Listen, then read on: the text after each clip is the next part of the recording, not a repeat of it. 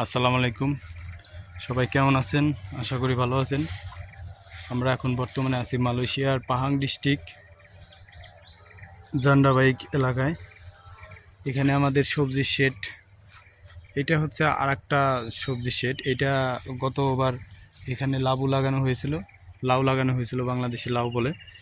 তো লাউ শেষ হওয়ার পরে আমরা এই যে মরিচের চারা লাগাই দিছি, অনেক বড় হয়েছে। এখানে মরিচের ফলনও আসছে খুব ভালো, এই দেখুন ছোট ছোট।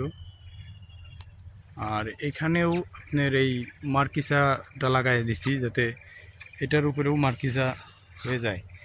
একটি ক্ষেতে দুটি ফসল, এইটাই বাস্তবতা। এখানেও মরিচ হয়ে গেছে অলরেডি আল্লাহর রহমতে। এখানে 4,500 মরিচের চারা লাগানো হয়েছে। এই সাইডে খুব একটা ভালো হয় নাই, ওই সামনের দিকটায় চারাগুলো খুব সতেজ আছে,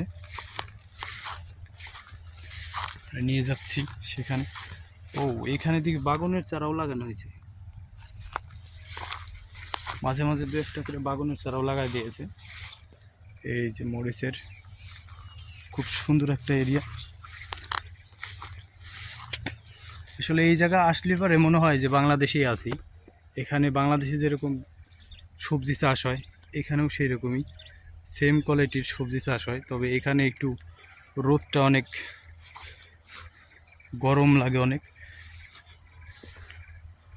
এখানে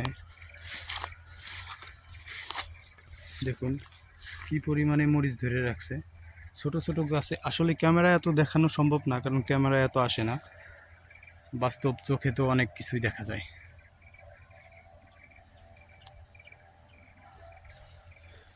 সরাসরি আপনাদের দেখাতে পারলে আপনারা বুঝতেন।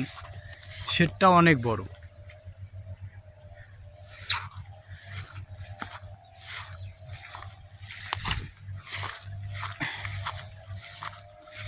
আসলে এই শেডে মূল সমস্যা হচ্ছে আপনার এই ঘাসটা অনেক অনেক ঘাস হয় এখানে।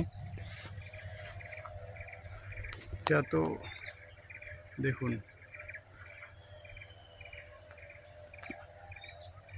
ওই পাশে আর একটা মরিচের শেড আছে, সেটা তো আর একটা ভিডিওতে দেখাবো।